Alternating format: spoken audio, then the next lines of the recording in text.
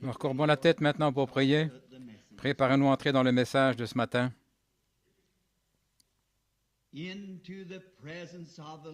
C'est dans la présence du Dieu vivant que nous venons maintenant, sobrement et dans la crainte de son égard. Nous venons au nom du Seigneur Jésus, sachant que nous ne pourrions pas venir en disant « Maintenant, Père, voici William Branham ou Orman Neville » ou qui que nous soyons, car nous serions vite mis dehors. Mais nous avons l'assurance qu'il a dit « Tout ce que vous demanderez au Père en mon nom, vous le recevrez. » Alors je ne crois pas que j'obtiendrai quoi que ce soit de sa part en me servant de mon nom, mais je sais que lorsque je me sers du nom de son Fils, c'est là que j'obtiens ce que j'ai demandé, car c'est en lui que je place ma confiance. C'est en lui que nous avons la vie et l'être. Et nous sommes reconnaissants ce matin, ô Dieu, pour tout ce qu'il représente à nos yeux, toute notre vie et tout notre être. Je te remercie pour cette petite église, pour son pasteur, pour les administrateurs et les diacres, et pour tous les membres. Et je suis reconnaissant de ce que le Saint-Esprit veille sur eux. Puisse ce merveilleux Saint-Esprit les conduire sans cesse et les guider sur les sentiers qu'il voudra leur faire emprunter.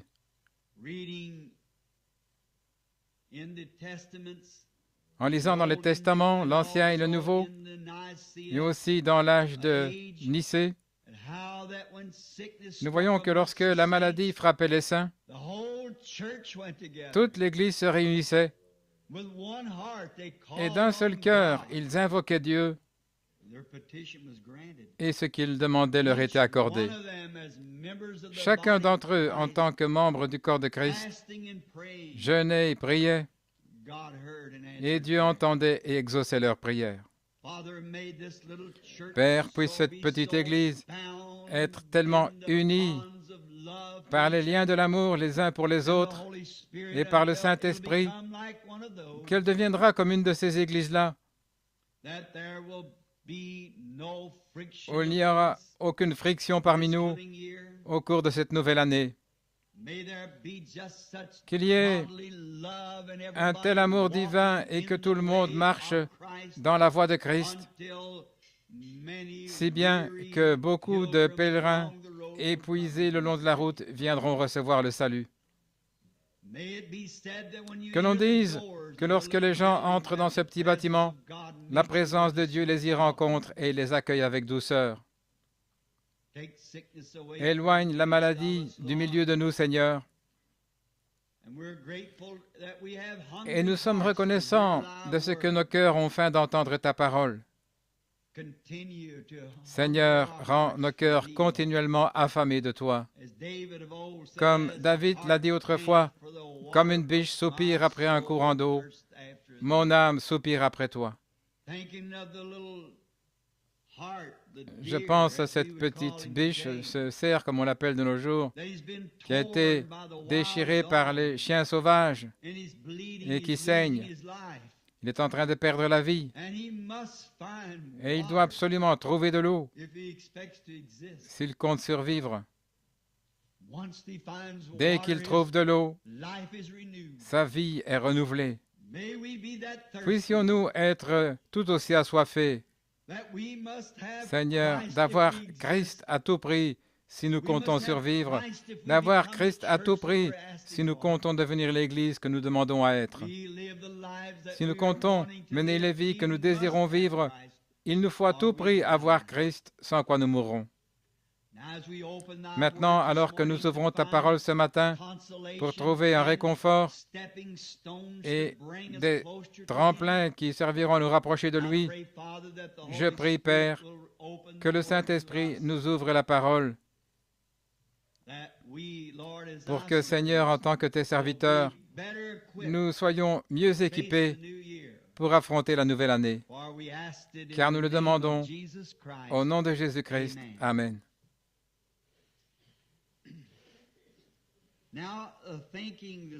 Eh bien, je pensais ce matin, compte tenu du fait que c'est le Nouvel An,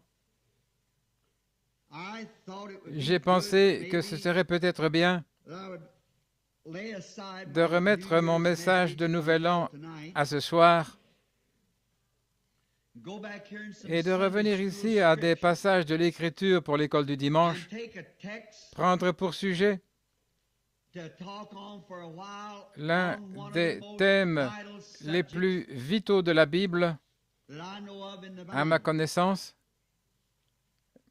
et en parler pendant quelques instants. C'est une doctrine que notre Seigneur a été le premier à prêcher, la première doctrine que Jésus a prêchée, et je crois qu'il serait bon d'en faire notre première leçon de l'année.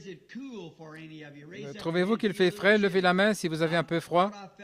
Je me disais bien que j'avais senti ça par ici. Donc, où que tu te trouves, augmente un peu la température de la chaudière parce que je sens ce courant d'air froid.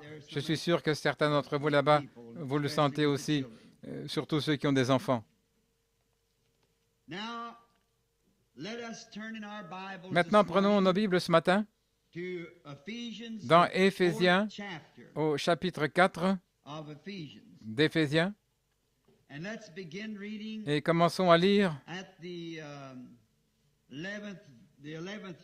au verset 11, du chapitre 4 d'Éphésiens. Et ensuite de là, nous prendrons Jean 3, de 1 à 12. Nous lirons donc deux passages de l'Écriture. Je lis maintenant le chapitre 4 d'Éphésiens, en commençant au verset 11. Et il a donné les uns comme apôtres, les autres comme prophètes, les autres comme évangélistes, les autres comme pasteurs et docteurs, pour le perfectionnement des saints, en vue de l'œuvre du ministère et de l'édification du corps de Christ, jusqu'à ce que nous soyons tous parvenus à l'unité de la foi et de la connaissance du Fils de Dieu, à l'état d'homme fait, à la mesure de la stature parfaite de Christ, afin que nous ne soyons plus des enfants, flottant et emportés à tout vent de doctrine, par la tromperie des hommes, par leur ruse dans les moyens de séduction, par lesquels ils mentent afin de séduire, mais professant la vérité dans l'amour, que nous croissions à tous égards en celui qui est le chef, Christ.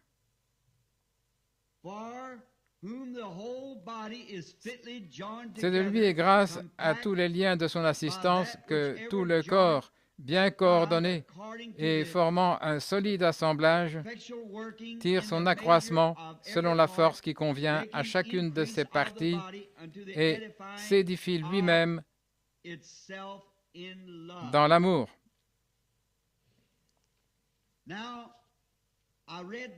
Maintenant, j'ai lu ceci pour que ça vous donne matière à étudier une fois chez vous. Maintenant, je vais lire mon texte dans Jean 3, un passage de l'Écriture qui nous est très familier.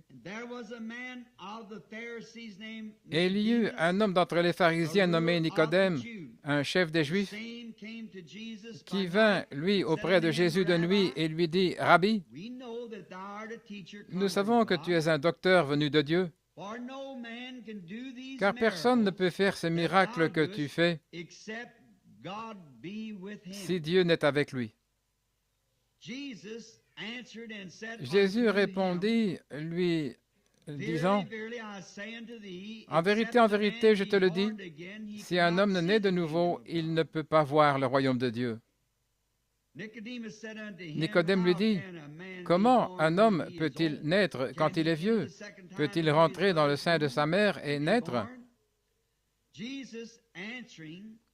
Jésus lui répondit, en vérité, je te le dis, si un homme ne naît d'eau et d'esprit, il ne peut entrer dans le royaume de Dieu. Ce qui est né de la chair est de la chair, ce qui est né de l'esprit est esprit. Ne t'étonne pas que je t'ai dit, vous devez naître de nouveau. Le vent souffle où il veut, et tu en entends le bruit, mais tu ne sais d'où il vient, ni où il va. Il en est ainsi de tout homme qui est né de l'esprit. Nicodème lui dit, comment cela peut-il se faire? Jésus lui répondit, tu es le docteur d'Israël et tu ne sais pas ces choses?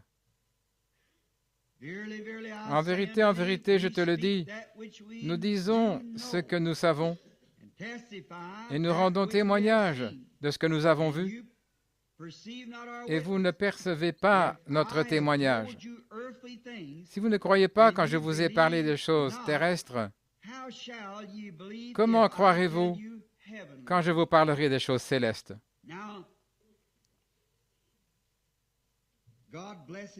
Maintenant que Dieu bénisse sa parole, et ce matin, je vais prendre pour sujet la première doctrine de Jésus. La première doctrine de Jésus, c'était « Vous devez naître de nouveau ». C'était sa première doctrine. Maintenant, je vais apporter cela comme une leçon d'école du dimanche. Comme ça, je ne vais pas prêcher et m'enrouer la voix pour ce soir. Et j'ai pensé dans mon cœur que c'est là quelque chose qui n'est pas très clair pour les gens, et on entend tellement parler tout le temps. Et j'ai pensé que ce serait bien ce matin si on étudiait ce sujet à fond pour le rendre clair, et c'est la première chose. Vous devez naître de nouveau. Et c'est un sujet vraiment profond. Et nous découvrons qu'il y a beaucoup de significations différentes que les gens donnent à cela. Presque toutes les églises disent qu'il faut que vous naissiez de nouveau. Mais chacune d'elles a ses différentes interprétations sur le sujet, ce que naître de nouveau signifie. Je pourrais me rendre à l'église méthodiste ce matin, et eux ils disent, nous croyons qu'il faut que vous naissiez de nouveau. Quelle interprétation donnez-vous à cela? Si je me rends à l'église baptiste, nous croyons que vous devez naître de nouveau. Quelle interprétation donnez-vous à cela? Et si je me rendais dans chacune de ces églises, si on se rendait dans toutes les 900 différentes dénominations, il y aurait 900 interprétations différentes. Alors, voyant qu'il existe tellement d'interprétations différentes, et pourtant, une seule doctrine de la Bible, il doit y avoir une vérité quelque part.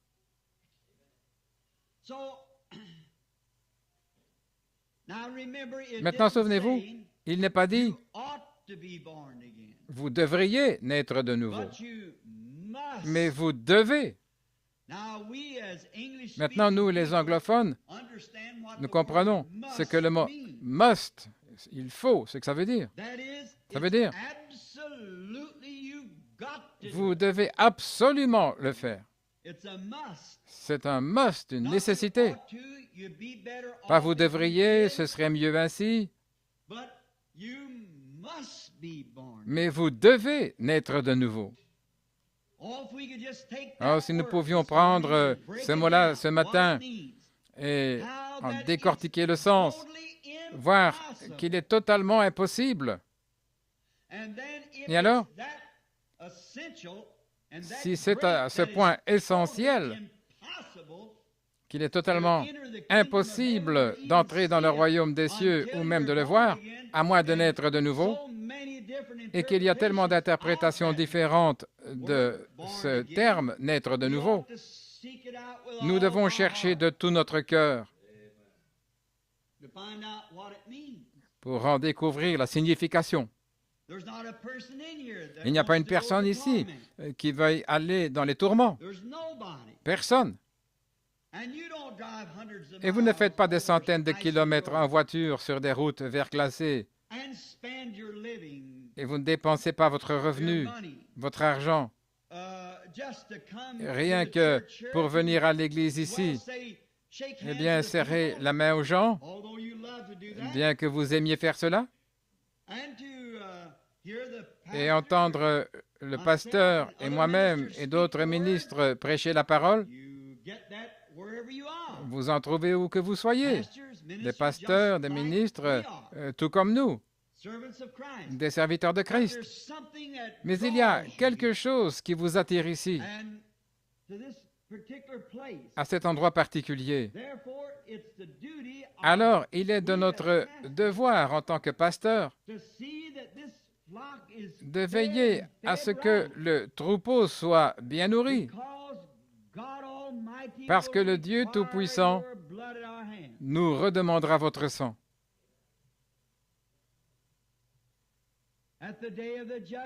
Au jour du jugement, nous aurons à répondre pour vous. Alors, en voyant cette énorme responsabilité qui repose sur nous, et puisque Dieu nous a donné des gens qui nous aiment et qui viennent nous écouter, nous devrions passer notre temps à veiller sans relâche sur vos âmes. Et dès que nous voyons surgir la moindre chose qui n'est pas en ordre, il est de notre devoir d'aller voir cette personne, puisque nous sommes des bergers qui veillent sur cette brebis. Et si je vois cette brebis manger une mauvaise herbe qui la tuera, je ferai mieux de l'éloigner de cette mauvaise herbe, lui arracher cette mauvaise herbe afin qu'elle ne puisse pas l'atteindre parce que ça tuerait la brebis.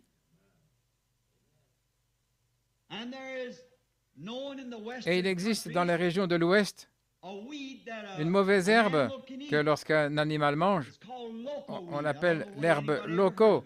Je ne sais pas si quelqu'un a déjà entendu cela, l'herbe loco. Si un cheval en mange, vous ne pouvez plus rien faire avec lui. Il devient complètement rebelle, un hors-la-loi. Vous ne pouvez pas lui mettre de sel, vous ne pouvez rien faire avec lui. On l'appelle l'herbe loco. Et il faut que vous teniez votre bétail éloigné de cette mauvaise herbe. Et si ça peut amener un cheval à manger quelque chose, ou plutôt, si un cheval mange quelque chose qui le met dans cet état, qui provoque ces spasmes, eh bien vous seriez un bien piètre cow-boy si vous laissez votre cheval manger une mauvaise herbe, cette herbe loco. Ça montre que vous ne vous souciez pas. Et un véritable pasteur, un véritable serviteur de Christ, serait un pauvre exemple de Christ s'il regardait la brebis manger quelque chose qui la ferait s'éloigner ou qui ferait d'elle un hors-la-loi devant Dieu, une violatrice de la parole, une violatrice de ses commandements. Vous ne devriez pas faire cela. Vous devriez surveiller ça très près. Donc, cette grande doctrine de Jésus, écrite ici sous nos yeux dans la Bible, vous devez naître de nouveau.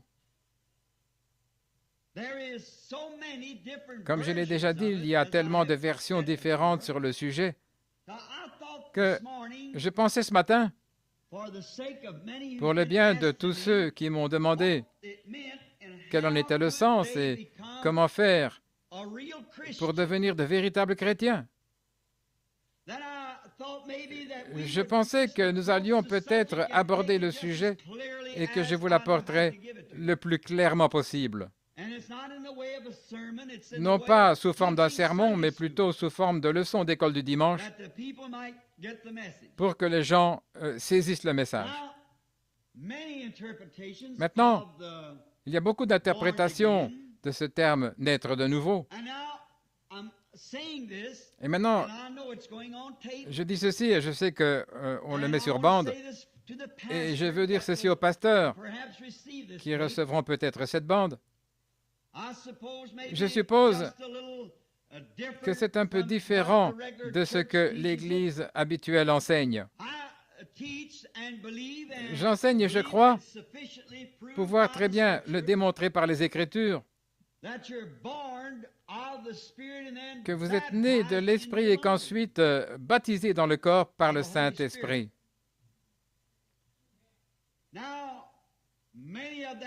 Maintenant, nombreux sont ceux qui enseignent que le simple fait de s'avancer et de se faire connaître devant l'Assemblée et tout ça, comme pécheur, et de vouloir accepter Christ comme sauveur personnel, que c'est cela la nouvelle naissance. Bien des gens croient que le baptême d'eau, c'est la nouvelle naissance. Et certains croient qu'on naît d'eau quand on est baptisé dans l'eau. Et il y a tellement de versions différentes. Bon nombre d'entre eux, bien des gens croient que le fait de réciter un credo et de croire à la doctrine de l'Église, de simplement l'accepter et dire « Je crois à la Sainte Église, telle et telle Église, je crois que Dieu est le sauveur de l'homme, et ainsi de suite. Et à compter de ce jour, je deviens membre de cette Église, je vais être en communion avec les chrétiens. » Ils pensent que c'est ça, naître de nouveau. Bien que ce credo qu'ils récitent, je ne crois pas que nous puissions le critiquer, car certains sont purs et saints. Certains sont vraiment conformes aux Écritures, mais l'Écriture n'est pas appliquée au bon endroit. Et même si vous appliquez l'Écriture, je crois que la nouvelle naissance est quelque chose au-delà de cela. Peu importe à quel point vous voulez bien faire, je crois que la nouvelle naissance est bien au-delà de vos bonnes intentions et de vos pensées, de votre esprit. C'est au-delà de tout cela. Je ne veux pas dire ceci pour être sacrilège, et je ne fais pas de remarques désobligeantes envers aucune organisation d'Église, mais ça me rappelle beaucoup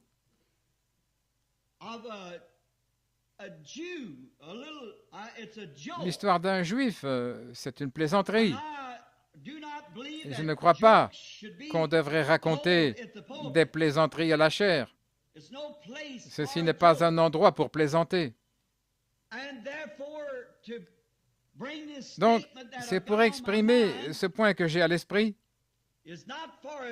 Ce n'est pas pour plaisanter, mais pour illustrer ce que je veux dire.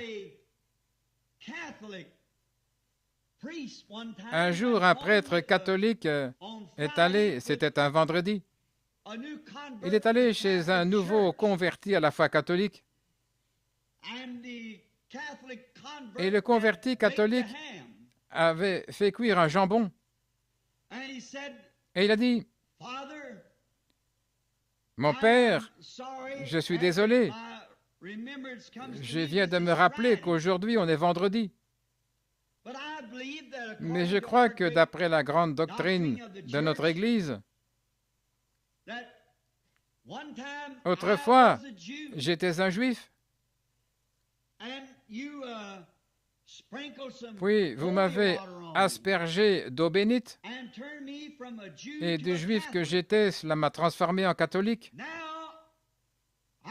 Maintenant, je vais asperger un peu de cette eau-là sur ce jambon et en faire un poisson. » Eh bien, en disant cela, ça n'en fera pas un poisson. Ça reste un jambon. Peu importe à quel point on peut prétendre que l'eau est bénite, et peu importe à quel point on essaie de penser qu'on a raison quand on récite un credo et qu'on adhère à une église, là encore, vous restez ce que vous étiez à moins que vous ne soyez vraiment nés de nouveau de l'Esprit de Dieu. Tout cela ne vous change pas. Votre credo, le fait d'adhérer à une église, ou de changer votre façon de penser, ou vos bonnes intentions, aussi bien que ça puisse paraître, là encore, ce n'est pas juste. Il faut que quelque chose arrive. La nouvelle naissance est une expérience, quelque chose qui se passe. Donc, ce ne sont pas ces choses-là qui produisent la nouvelle naissance. Maintenant, ces différentes églises, elles disent, acceptez ceci, croyez cela, c'est en ordre, mais ce n'est pas le cas.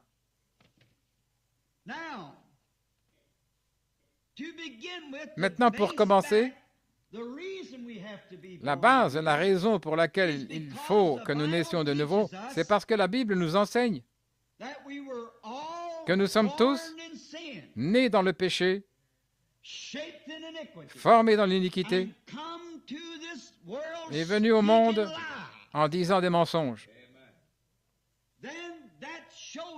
Alors cela nous montre que notre nature, pour commencer, est pécheresse. Dès le départ, nous ne sommes pas bons, pour commencer.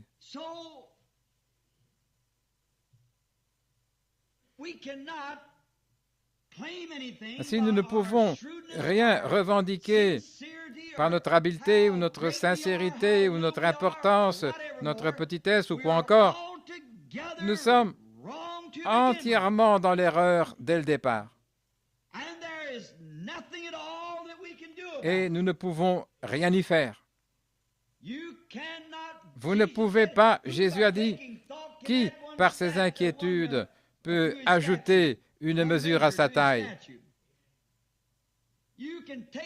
Vous aurez beau vous inquiéter constamment, rêver de cela constamment, lire à ce sujet, étudier, examiner et tout ça, ça ne vous aidera pas, pas seul d'un iota. Alors ça élimine déjà tout ça. J'en suis heureux. Parce que si cela résidait dans l'idée de connaître quelque chose, d'être intelligent, nous, pauvres illettrés, nous aurions été mis à l'écart et nous n'aurions aucune chance. Mais Dieu a changé les choses, ou plutôt, ça n'a jamais été son mode de fonctionnement dès le départ. Les églises compliquent toujours les choses. Dieu rend les choses simples. Alors les choses sont ramenées au point où nous pouvons tous voir, nous pouvons tous avoir cela. C'est pour quiconque veut. Maintenant, aucun homme ne pourrait en sauver un autre. Eh bien, les gens auront beau essayer de dire n'importe quoi. Aucun homme ne peut en sauver un autre. Peu importe combien il est intelligent, la nature de sa fonction, qu'il soit pasteur, prêtre, évêque, cardinal ou pape. Il ne peut rien faire pour sauver la vie d'aucun homme, parce qu'il est lui-même pécheur, né dans le péché, formé dans l'iniquité, venu au monde en disant des mensonges. Il est un menteur dès le départ. Et toute parole qu'il prononcerait serait un mensonge si elle était contraire à la parole de Dieu et au plan de Dieu. Mais Dieu a établi un plan pour sauver l'homme. Et l'homme ne peut rien ajouter à ce plan-là. C'est le plan de Dieu. Et c'est le plan que nous voulons étudier ce matin. Quel est le plan de Dieu? Il a dit que toute parole d'homme soit reconnue pour mensonge et que la mienne soit reconnue pour vérité. Ainsi, nous n'oserions pas changer une seule phrase pour en faire quelque chose d'autre. Peu importe ce que disent nos rites et ces choses-là, il faut qu'on oublie ça. Ceci, c'est la parole de Dieu. Ça ne peut pas se faire aucune autre manière. Dieu a un plan. Il a établi un plan. Et souvenez-vous, à moins que vous ne naissiez de nouveau, vous ne comprendrez jamais. Elle a dit ça à 2 reprises. Si un homme ne naît de nouveau, il ne peut entrer dans le royaume. Si un homme ne naît de nouveau, il ne peut même pas voir le royaume. Et ça a été ponctué. Le terme, quand ils ont procédé au choix de tous ces termes, j'ai appris qu'ils devaient retranscrire tout cela. Et quand il est dit « en vérité », ça c'est une ponctuation, comme une majuscule. En vérité, je vous le dis. Et ce terme à un endroit ou à beaucoup d'endroits est traduit par absolument. Absolument, absolument, je vous le dis. Qui a dit ça? Un cardinal? Un prêtre? Un pasteur? Un évangéliste? Un pape? C'est Dieu lui-même. Alors il n'y a pas d'excuse. Il ne peut pas du tout, par aucun autre moyen, peu importe sa grandeur, son nom, sa popularité, il ne peut même pas comprendre le royaume de Dieu, à moins d'être né de nouveau. C'est un grand sujet. En vérité, je vous le dis. Observez, allez chercher dans la version grecque. Vous remarquerez qu'il ne s'agit pas de voir avec les yeux, mais de voir avec le cœur. Voyez-vous, vous ne pouvez pas voir le royaume de Dieu avec vos yeux, parce que c'est un royaume spirituel. Autrement dit, vous ne serez jamais capable de comprendre le royaume de Dieu, à moins que vous soyez né de nouveau. Il s'agit d'un mystère révélé. Et quand vous êtes né de nouveau, les plans du royaume, le royaume en soi, devient réel pour vous, comme un entrepreneur qui doit construire un bâtiment. À moins qu'il ne sache lire un plan, il est inutile qu'il essaie de construire un bâtiment s'il ne comprend pas le plan. Et alors, quand il comprend le plan, il sait comment s'y prendre pour construire le bâtiment. C'est comme ça.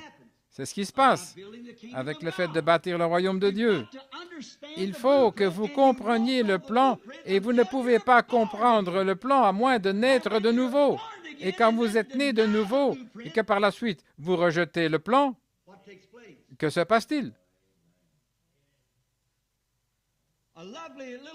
Une charmante jeune fille.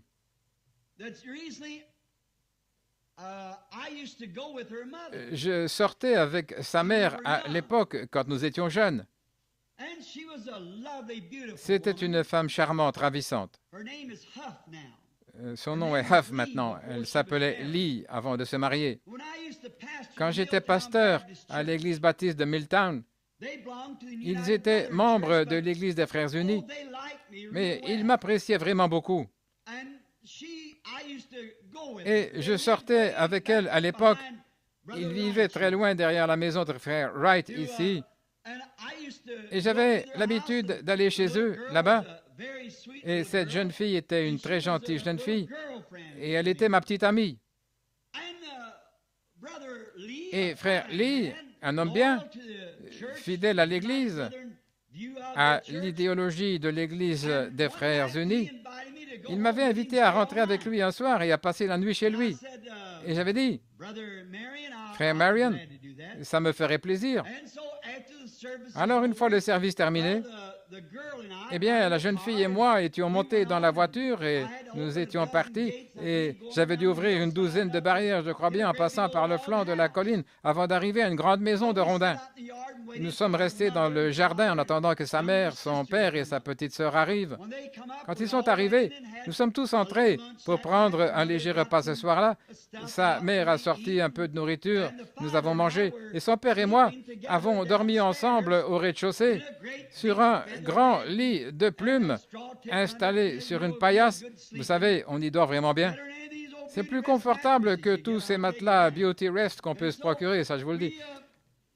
La mère et les deux filles étaient montées à l'étage Et cette nuit-là, pendant que nous étions couchés là, frère Lee a eu un songe. Et il avait toujours contesté avec moi au sujet du baptême d'eau au nom du Seigneur Jésus-Christ. Il n'y croyait pas. Et il était entrepreneur. Donc il a dit, frère Branham, je viens d'avoir un songe. Et il a dit, j'ai rêvé que j'étais allé à New Albany, je construisais la maison d'un monsieur et il m'avait donné le plan. Mais quand j'ai vu la façon dont il avait placé ses fenêtres à un certain endroit, j'ai dit, ce n'est pas juste, impossible, ça ne va pas. Alors j'ai construit de la façon que je pensais être la bonne et à son retour de vacances en Floride, j'avais pratiquement terminé sa maison. Il a regardé la maison, il est allé chercher le plan, il a regardé, il a dit, dites donc, vous avez mal construit ma maison. Et je lui ai répondu, non, je n'ai pas mal construit votre maison. Et cet endroit-là, eh bien, il dit, en fait, ça ne devait pas se trouver là. Il a dit, démolissez-moi ça. Si vous attendez à ce que je vous paye, vous la construirez d'après le plan. Et il a dit, qu'en pensez-vous, frère Branham? J'ai dit, il y a un ruisseau qui passe là à côté de la maison. Nous y sommes allés. Il a dit, je ne veux pas qu'il y ait une démolition ce jour-là. J'ai dit, c'est maintenant qu'il faut faire les choses correctement, selon le plan. Cela a porté ses fruits car dernièrement, et sa fille a ensuite épousé un bon garçon, un homme bien.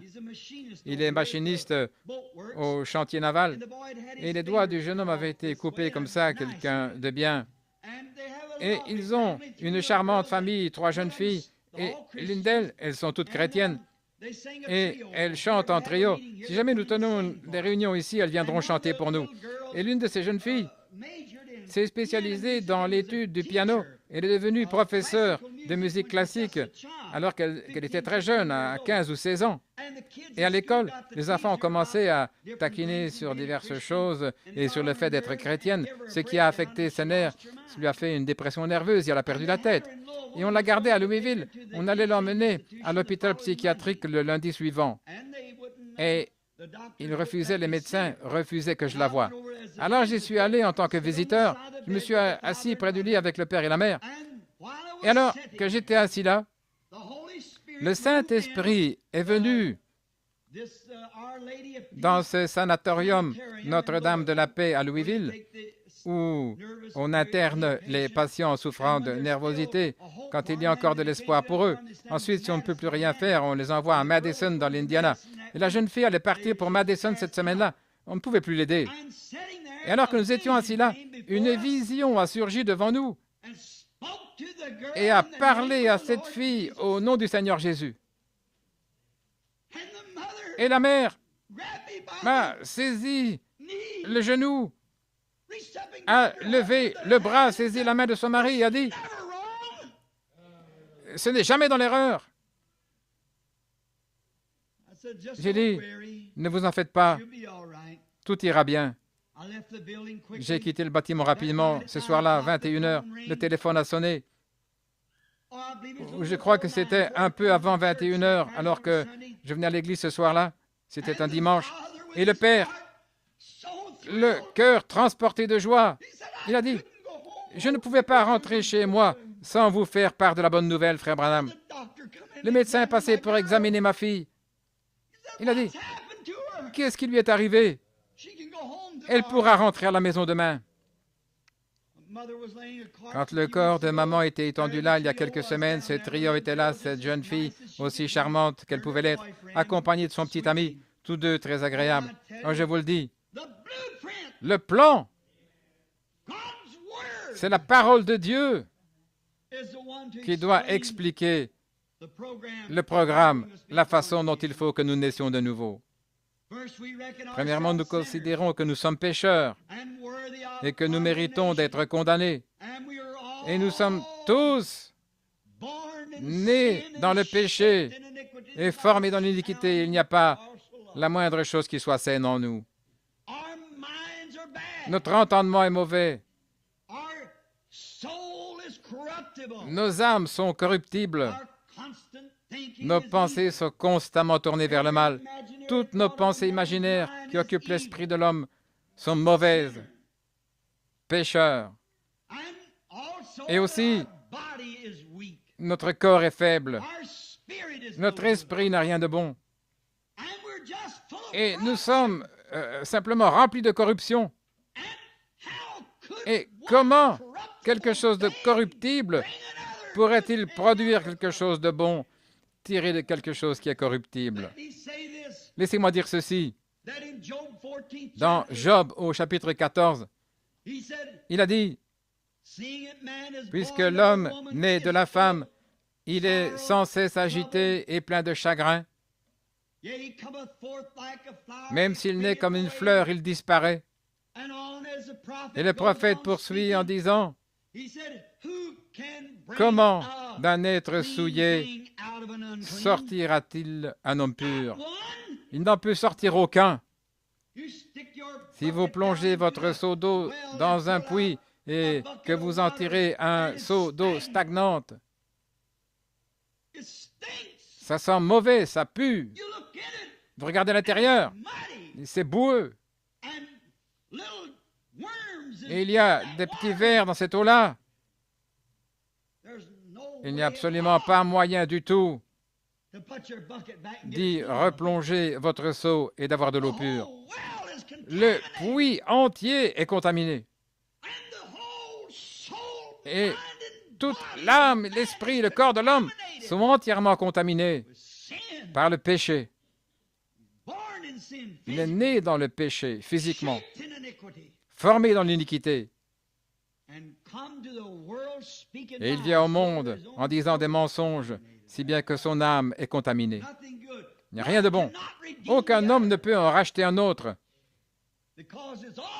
parce que tous ont tort. Vous ne pouvez pas prendre un seau rempli d'eau contaminée et un autre seau d'eau contaminée. Puis mélanger les deux, vous obtiendrez plus de contamination. Il n'y a aucune purification possible. Mais Dieu s'était déterminé à sauver l'homme. Il a fait retomber sur lui l'iniquité de nous tous.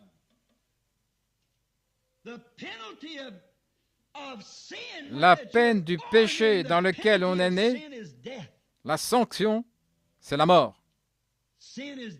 Le péché, c'est la mort. Et la sanction était tellement grande qu'aucun de nous ne pouvait aider l'autre. Il fallait donc qu'il y ait quelqu'un qui soit capable d'expier cette peine. Et si ce matin, la peine pour quitter cette pièce s'élevait à 100 milliards de dollars, aucun de nous ne pourrait partir d'ici, parce qu'aucun de nous n'en aurait les moyens. Mais alors, si quelqu'un arrivait, quelqu'un qui a assez de moyens pour la payer pour nous, il faut quelqu'un. Nous ne pouvons pas le faire. Il a fallu quelqu'un qui était digne. Oh, j'aurais vraiment souhaité m'arrêter ici. Revenir à Ruth et Naomi pour montrer que le parent rédempteur, pour acheter la propriété perdue, devait premièrement être digne. Il devait être un parent. Voilà pourquoi Dieu, l'Esprit, Jéhovah, est devenu un parent pour nous. En prenant la forme de la chair, il est devenu un parent pour nous.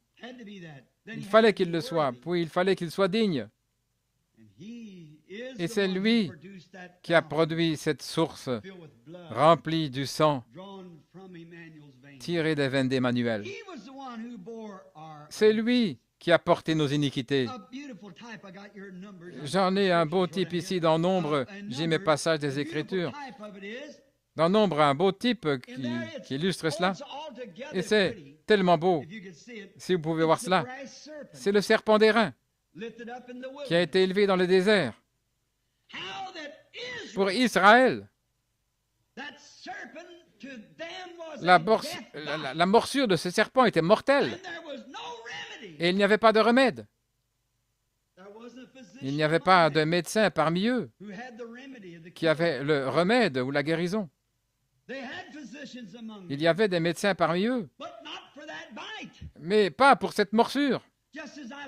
Comme je l'ai dit, il n'y a aucun médecin parmi nous qui puisse guérir le péché. C'est une morsure mortelle. Et nous sommes tous coupables. Tous formés dans l'iniquité. Nous sommes tous coupables. Mais qu'est-ce que Dieu a fait?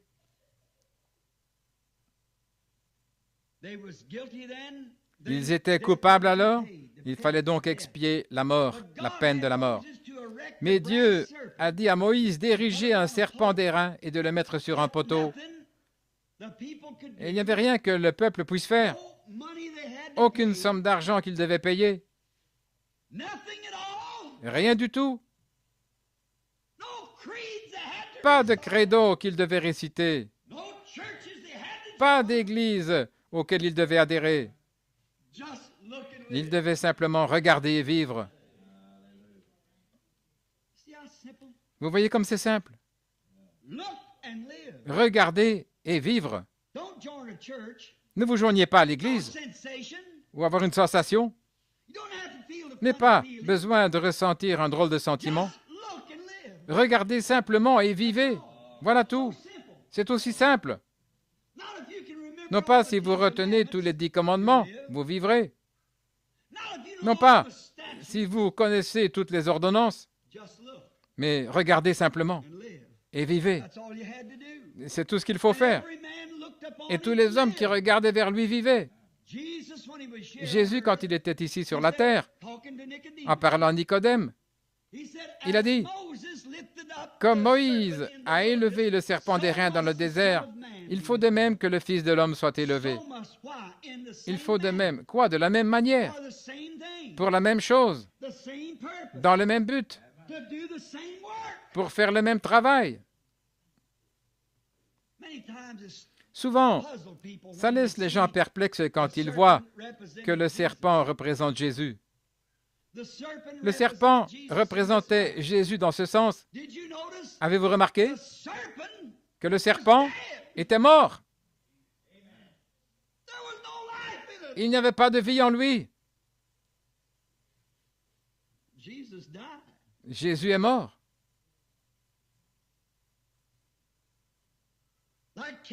Comme Caïn, quand il a tué Abel. Abel est mort sur l'autel avec son sacrifice. Après qu'Abel a offert son sacrifice, qu'il a immolé son sacrifice pour son péché, alors il est mort sur le même autel avec son sacrifice.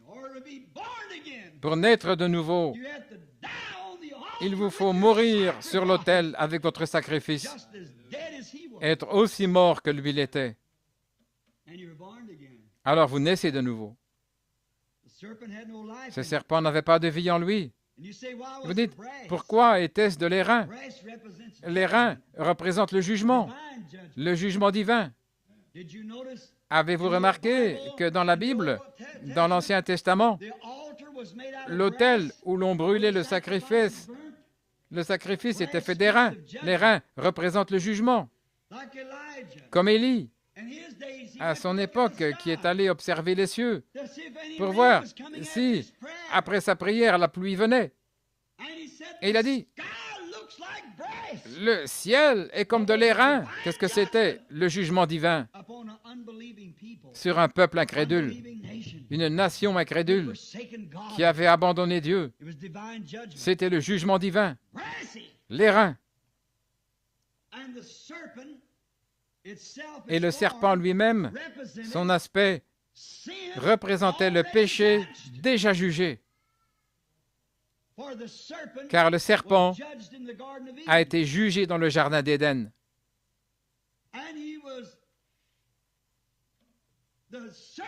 Et il était le serpent jugé. Et lorsque nous regardons Christ, vous voyez cette peine, cette sanction, le seul, Dieu lui-même, fait chair. Dieu est venu sur la terre et a pris sur lui les péchés de nous tous. Et le jugement et la colère du Dieu Tout-Puissant se sont déversés sur son corps. Et là, son corps a été déchiré à la croix. Voilà le vrai jugement. Il a foulé la cuve du vin de la colère de Dieu, seul. Seul, il a parcouru ce chemin. Seul, il est mort. Sans le secours d'un ange, d'un homme, de son Église, de sa mère, de ses frères, de son père. Abandonné de Dieu, de l'homme et de la nature. Il est mort seul pour nous montrer que même la nature ne peut pas nous porter secours à l'heure de la mort. Il n'y a pas d'amis, pas de prêtres, pas de pape, pas de pasteur. C'est la mort. Mais il y a quelqu'un qui s'est chargé de cela pour nous. Il n'y avait pas de vie dans ce serpent. Il était complètement cristallisé. C'était ça la peine. Il est mort à tel point que la terre a eu honte d'elle-même. Il est mort à tel point que les étoiles ont eu honte. Il a souffert à tel point que le soleil a refusé de briller. Il a souffert à tel point que la lune a éteint ses lumières.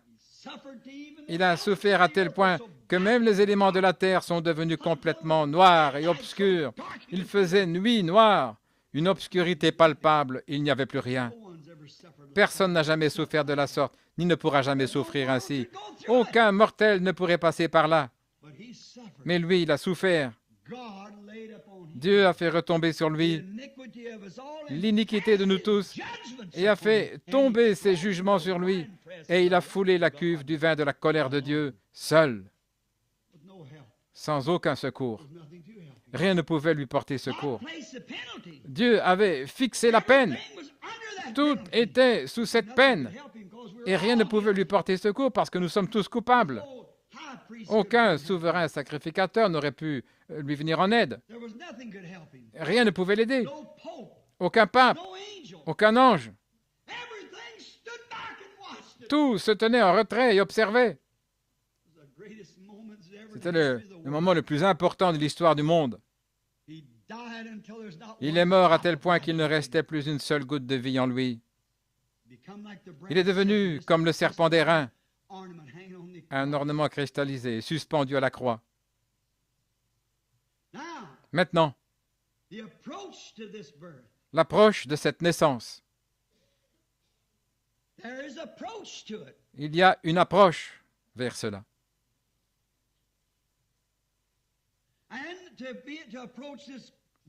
Et pour s'approcher de cette naissance, vous devez traverser un processus. Comme tout ce qui vit. Tout ce qui vit à nouveau doit d'abord mourir. Et vous ne pouvez pas garder votre même esprit. Vous ne pouvez pas garder vos mêmes habitudes. Vous ne pouvez pas garder vos mêmes pensées. Vous devez mourir. Vous devez mourir comme lui est mort. Vous devez mourir sur son autel, comme Abel est mort avec son agneau. Vous devez mourir avec votre agneau. Vous devez mourir. Mourir à votre façon de penser, pour naître à sa façon de penser à lui, que la pensée qui était en Christ soit en vous. Vous devez penser ses pensées à lui.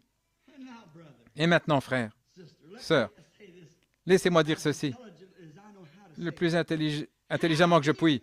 Comment pouvez-vous penser ces pensées alors que vous niez sa parole et quand même prétendre que vous êtes né de nouveau?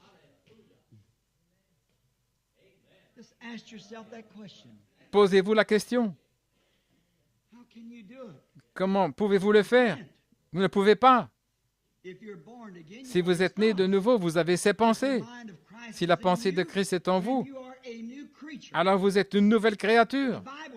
La Bible l'enseigne. Et si un frère le désire, eh bien, vous trouverez ce mot créature, regardez, le mot créature dans le lexique. Et vous découvrirez que le mot créature est interprété ou traduit par une nouvelle création. Parce que vous êtes une création, un être humain né d'un désir sexuel ici sur la terre.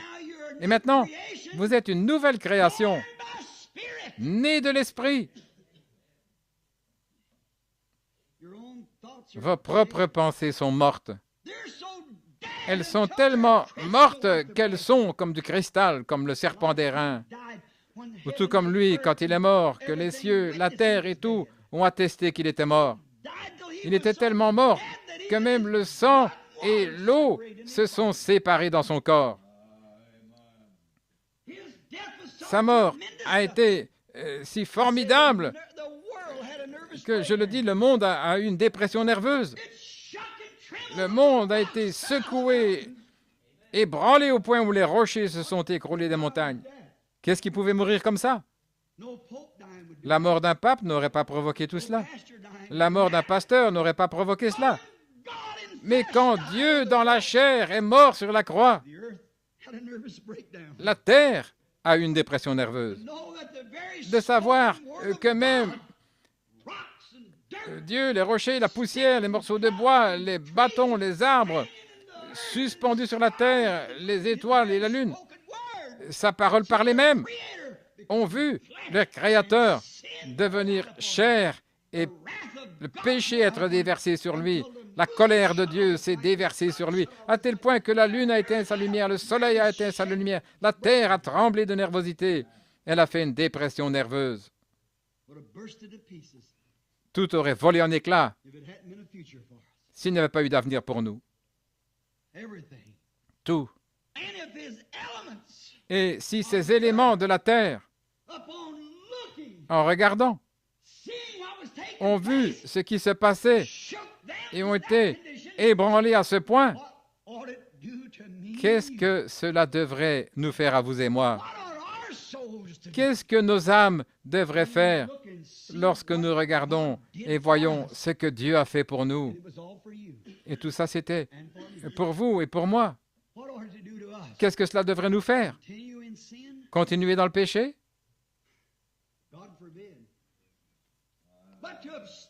Que Dieu l'en empêche. Nous devrions plutôt nous abstenir de tout péché et mourir au péché. Ne voyez-vous pas ce que le péché lui a fait à lui? Le péché l'a tué. Et il a pris sur lui la peine du péché afin de pouvoir nous amener à la justice de Dieu, à vous et moi. Alors quand la justice de Dieu vient à nous, le péché est mort dans nos êtres mortels. Oh, j'espère que vous le voyez. Oui,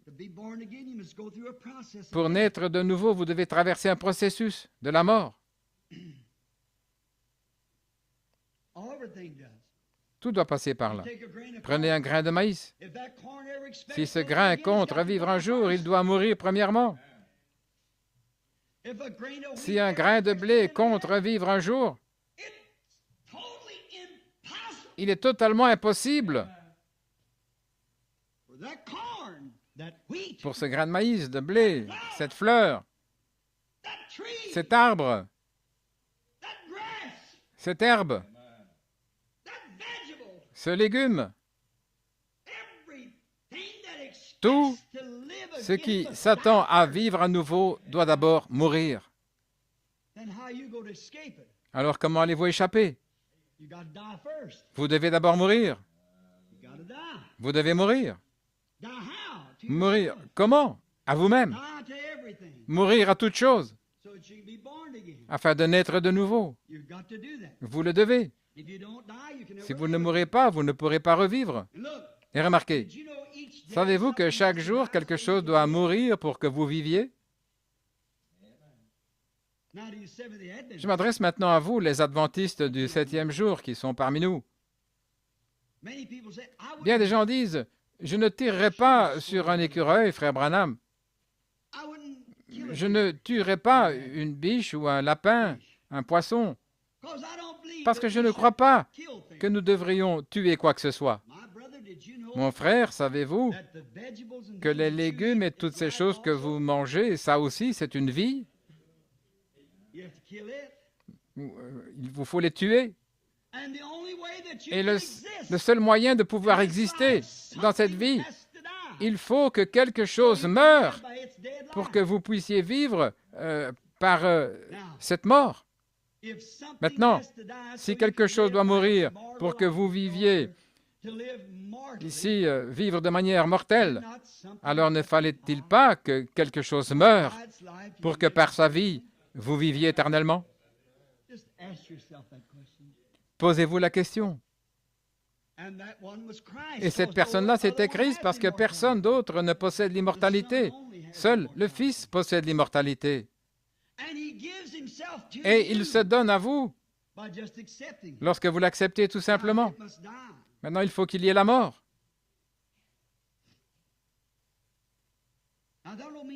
Et ça ne veut pas dire tourner la page maintenant, en cette nouvelle année. Vous dites, frère Branham, ça fait longtemps que je fréquente ce lieu, je suis membre de l'Église. Cette nouvelle année, je vais tourner la page et repartir à neuf. Ça ne veut pas dire ça.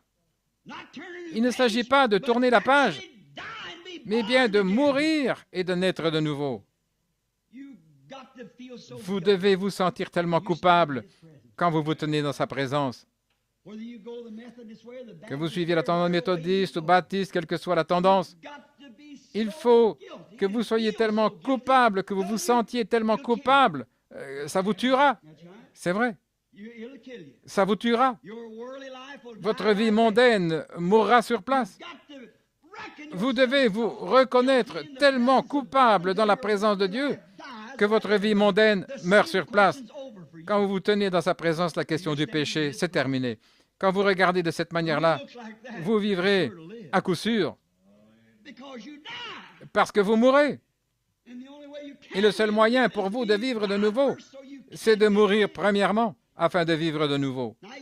Maintenant, vous voyez où je veux en venir, n'est-ce pas? Vous voyez ce qu'est la naissance, la nouvelle naissance. Il faut d'abord mourir pour pouvoir naître de nouveau. Et si vous avez encore les choses du monde en vous, vous n'êtes pas né de nouveau. Comment pourrez-vous prétendre être né de nouveau alors que vous avez encore les choses du monde accrochées à vous? Comment pouvez-vous le faire? L'autre jour, de jeunes chrétiens, un groupe de gens, je ne dis pas qu'ils ne le sont pas, mais j'ai regardé certaines photos des chrétiennes, des chrétiens,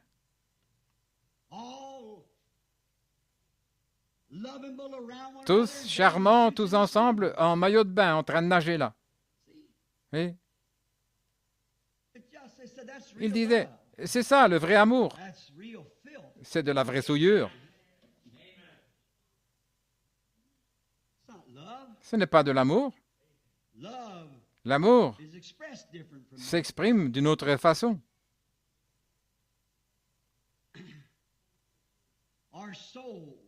Nos âmes sont placées par la foi sur son autel d'airain, le jugement de Dieu.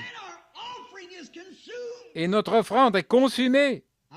Maintenant, souvenez-vous, quand Élie, sous ses cieux d'airain, a déposé l'offrande de Dieu sur l'autel, l'offrande a été consumée. Baal ne pouvait pas consumer son offrande.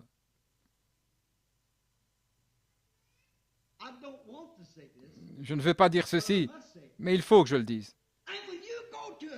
Quand vous allez à une église et que vous acceptez leur credo et leur forme de baptême, et que vous prétendez déposer là l'offrande de vous-même, et peut-être vous vous relèverez tout tremblant, en train de parler en langue, de courir d'un bout à l'autre de la salle, ou vous relevez en pleurant. Mais si cette offrande a été acceptée par Dieu, elle est consumée. Le monde est mort à vos yeux. Vous êtes fini. car nous nous regardons comme morts et ensevelis. Nous sommes morts et nous sommes cachés en Christ. Cachés en Christ. Et en plus, là, après que nous sommes morts, ensevelis et cachés en Christ, alors nous sommes scellés du Saint-Esprit. Voyez-vous ce que je veux dire maintenant? Vous êtes morts. Nos âmes sont passées sur son jugement divin. C'est les reins. Lorsque nos âmes sont placées sur un autel du jugement divin, quelle était la peine? La mort. Et lorsque vous vous étendez sur l'autel de Dieu, où la peine de mort est prononcée sur le pécheur, comment pouvez-vous vous relever de là encore vivant dans le péché si Dieu a accepté ce sacrifice? Est-ce clair maintenant? Vous mourrez. Vous êtes en fait consumé et vous êtes pétrifié. Il ne reste plus rien de vous à part cette forme dans laquelle vous vous tenez, comme le serpent d'airain. Comme Christ, quand on l'a descendu de la croix, mort et froid. Vous êtes mort. Pourquoi? Vous êtes sur l'autel du jugement de Dieu. Quel est son jugement? Quand le juge a prononcé sa sentence, quelle est cette sentence, la peine qu'il prononce? La mort. Alors quand vous placez votre âme sur son autel du jugement, pour vous, c'est la mort. Maintenant, vous saisissez? Alors, vous aurez beau vous lever de là et faire toutes sortes de choses, danser dans l'esprit, vous aurez beau pleurer comme n'importe qui le ferait, vous aurez beau courir d'un bout à l'autre de la salle, vous aurez beau adhérer à toutes les églises, et faire ce que vous voulez, je m'adresse à des pentecôtistes. Et ensuite, vous retournez là-bas et vous déshonorez la femme d'un autre. Vous détruisez le foyer d'un autre, certaines d'entre vous les femmes. Vous retournerez à ces choses, peu importe combien la parole vient à vous pour que vous agissiez comme il faut et tout. Vous ne le reconnaîtrez pas. Vous ne laisserez jamais pousser vos cheveux. Vous les femmes, et vous ne vous habillerez jamais comme il faut. Vous serez toujours exactement comme le monde, parce que vous n'êtes pas encore morte à ce qui est du monde. Ces choses sont toujours vivantes en vous. Certains d'entre vous, les hommes, n'arrêteront jamais de boire, de fumer. Vous n'arrêterez jamais de convoiter les femmes impures qui s'habillent de façon indécente. Quand vous les verrez dans la rue, au lieu de vous en détourner et de vous éloigner, vous continuerez quand même à les convoiter. Pourquoi? Vous êtes encore vivant à ce qui est du monde. Mais une fois que ce sacrifice a été accepté, vous êtes mort. C'est vrai. Saisissez ce que je veux dire?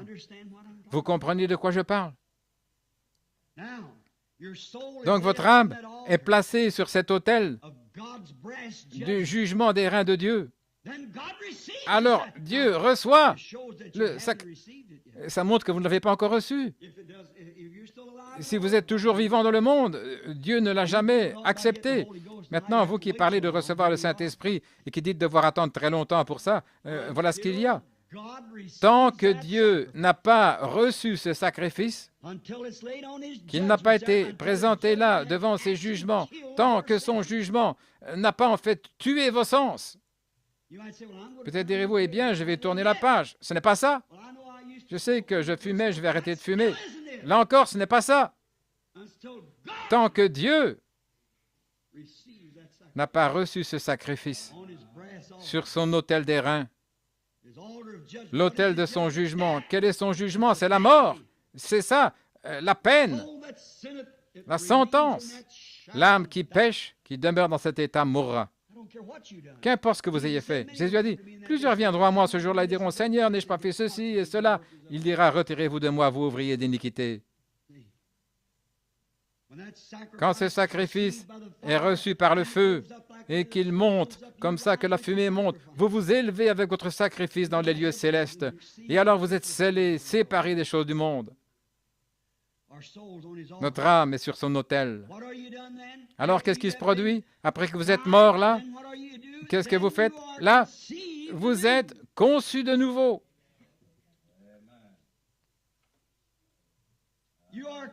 Vous êtes conçus de nouveau. Au départ, vous aviez été conçus dans l'iniquité. Et maintenant, vous êtes conçus dans quelque chose de nouveau. Et qu'est-ce que c'est? La parole vivante. Oh, ça change les choses, n'est-ce pas? Maintenant, la lutte est terminée, après avoir vu ce qu'il faut faire. Alors que se passe-t-il? Vous êtes conçus de nouveau dans la parole vivante. Qu'est-ce que c'est? La parole qui prend vie en vous. Vous commencez à voir les choses différemment. Là, ces choses que vous ne pouviez pas voir, maintenant, vous les voyez clairement. Il y a quelque chose de différent. Là, toutes les Écritures s'enchaînent. Là, tout se raccorde parfaitement. Maintenant, quelque chose a commencé à se produire. Là, vous êtes mort à votre propre façon de penser. Maintenant, vous êtes conçus parce que nous sommes lavés par l'eau de la parole. N'est-ce pas vrai? Que fait-on à un bébé dès qu'il naît? On le lave. N'est-ce pas vrai? De même, dès qu'un homme est mort à lui-même, qu'il est né de Dieu, il est lavé par l'eau de la parole. Amen. Si elle dit au nom de Jésus, vous dites au nom de Jésus. Si elle dit vous devez naître de nouveau, vous dites la même chose. Tout ce que Dieu dit, vous êtes lavé par cette eau de la parole. Là maintenant, vous êtes prêts pour la vie. Vous êtes prêts à commencer maintenant. Maintenant, vous êtes né de nouveau, né dans la famille de Dieu, avec un nouveau parent. Autrefois, vos tuteurs étaient, mais maintenant, vous avez des tuteurs pour aujourd'hui. Vous avez un nouveau parent. Vous ne pouvez pas naître sans avoir de parents. Donc, si vous êtes né dans la fraternité d'une église, c'est ce que vous avez. Si vous êtes né dans un credo, bon. Mais si vous êtes né en Dieu, conçu dans sa parole, vous avez un nouveau parent et c'est Dieu qui est prêt à faire connaître sa parole parmi vous, à la prononcer à travers vous. Oh, un nouveau parent. Et ce parent-là, c'est Dieu. Il est maintenant prêt à prendre sa parole qu'il a déjà prononcée pour la placer en vous et lui faire prendre vie. Et maintenant, vous recevez votre formation. Vous êtes prêt maintenant à commencer votre formation, la formation de l'enfant. Et c'est la partie difficile. Quand vous pensez que vous devriez faire ceci, la parole vient trancher et vous indique autre chose. Eh bien, c'est ce qu'il croit là-bas. Ce qu'il croit, ça ne lui change rien. Voilà ce que Dieu a dit. Vous devez vous occuper des affaires du Père. Et maintenant, vous naissez de nouveau. Maintenant, vous vous mettez en règle. Vous êtes redressé. Vous avez un nouveau parent. Ainsi, si vous êtes né de nouveau et que vous avez un nouveau parent, vous avez une nouvelle nature. L'ancienne nature est morte. Et vous avez une nouvelle nature. Autrefois, vous alliez dans une direction et maintenant, vous allez dans une autre direction. Vous alliez dans cette direction-ci, vous descendiez et maintenant, vous allez dans l'autre direction. Vos affections sont sur les choses d'en haut. Une nouvelle affection. Vous n'aimez plus les choses du monde. L'objet de votre affection, c'est Dieu. Ça vous est égal ce que les gens peuvent dire, qu'ils se moquent de vous, vous êtes une antiquité ou autre chose, ça vous est égal. Car vous êtes né d'en haut et vous avez votre affection sur les choses d'en haut. Dieu n'a pas honte de vous et vous n'avez pas honte de lui. C'est vrai. Lisez le chapitre 11 d'Hébreux. Je l'ai noté ici. Pourquoi en fait, comment les gens de cette époque-là, comment ils agissaient. Ils erraient ça et là, dans les déserts, vêtus de peaux de brebis, dénués de tout, eux dont le monde n'était pas digne. Lisez cela. Ça vous fera du bien. Vous verrez là ce qui arrive aux gens quand leur nature est changée, ce qui se passe. Alors, quel genre de nature a-t-on à ce moment-là, frère Branham? Sa nature à lui. Si j'avais la nature de mon père, je ferais les choses que mon père a faites.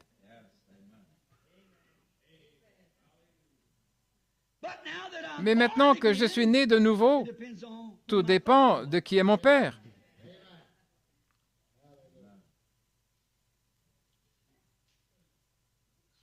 Si vous êtes simplement né dans l'Église, vous avez pour père l'Église et vous pouvez l'appeler père si vous voulez. Appelez-le comme bon vous semble, puisqu'il s'agit là de votre père. Mais si Dieu est votre père et que vous êtes né dans la famille de Dieu, vous chercherez les choses qui se rapportent à Dieu. C'est vrai. Alors, vous êtes l'enfant de Dieu. Votre nature, c'est la nature de Dieu. Alors quand certains disent, vous les entendez, « Oh, notre Église, on croit que les jours des miracles sont passés. » Comment pouvez-vous croire que les jours des miracles sont passés quand vous avez en vous la nature même de Dieu, quand toute sa personne est un miracle, sa nature est un miracle, ses habitudes sont un miracle, son être entier est un miracle. Comment pouvez-vous être autre chose qu'un miracle? Votre nouvelle naissance est un miracle. Votre nouvelle vie est un miracle. Même votre nature est un miracle. Vous pouvez vraiment regarder en arrière et dire, ces choses-là sont mortes. Ce qui est vrai, c'est ceci. Vous êtes une nouvelle créature, une nouvelle création. Certainement.